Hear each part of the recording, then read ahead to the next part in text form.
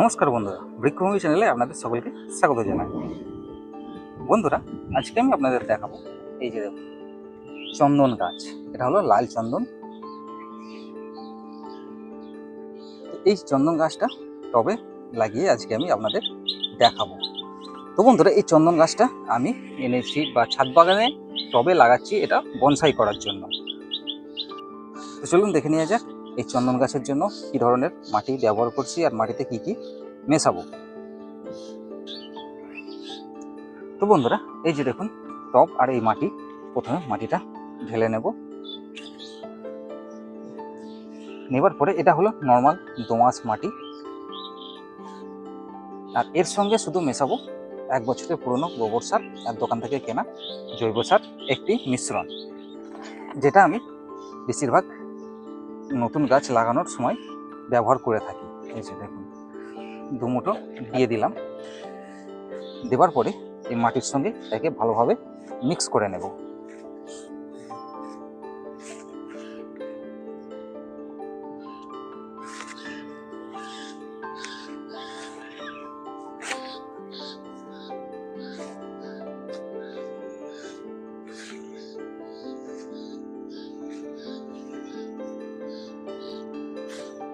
দেখুন বন্ধুরা, মিক্স করা হয়ে গেল। তো এই ড্রেনেজ সিস্টেমের জন্য নিচে বালি দিয়ে দেবো। এই যে বন্ধুরা দেখুন বালি দিয়ে দিলাম। বালিটা জল পেয়ে গেছে, যার জন্য বালিটা একটু ভিজে আছে। দেখুন নিচে বালি দিয়ে দিলাম। দেওয়ার পরে প্রথমে কিছুটা মাটি এই টবের মধ্যে ভরে নেব।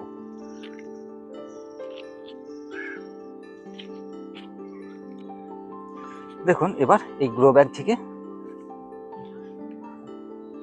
গাছটিকে বার করে টবের মধ্যে লাগিয়ে দেবো। নিচের দিকে দেখুন, এই দেখুন এই গাছের অনেক শিকড় নিচের দিক দিয়ে বেরিয়ে এসেছে। এই যে বন্ধুরা দেখুন বার করে নিলাম। নিচের দিকে দেখুন শিকড়ে পুরো ভর্তি হয়ে গিয়েছে। এই যে বন্ধুরা দেখুন শিকড় বাদ দিয়ে দিলাম। দেওয়ার পরে এই যে টবের মধ্যে এই গাছটিকে ভালো করে সেট করে লাগিয়ে দেব। দেওয়ার পরে এবার এই মাটি দিয়ে ভর্তি করে দেব।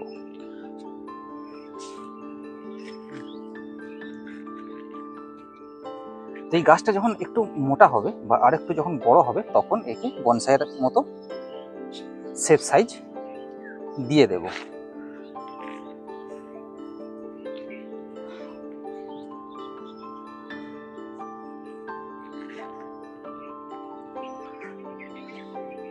দেখুন বন্ধুরা, এই যে আমাদের চন্দন গাছ লাগানো কমপ্লিট হয়ে গেল।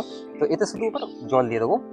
জল কিন্তু খুব বেশি দেবো না, কেননা এখন যখন তখন বৃষ্টি আসছে, তাই শুধু ওপরের মাটিটা ভেজার জন্য জল দিয়ে দেবো। তো বন্ধুরা, এই যে দেখুন জল দেওয়া হয়ে গেল। এই যে দেখুন চন্দন গাছ।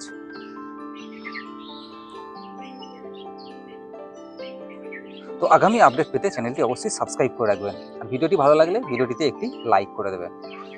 তো বন্ধুরা, এই ছিল আজকের ভিডিও। তো আজ এই পর্যন্তই।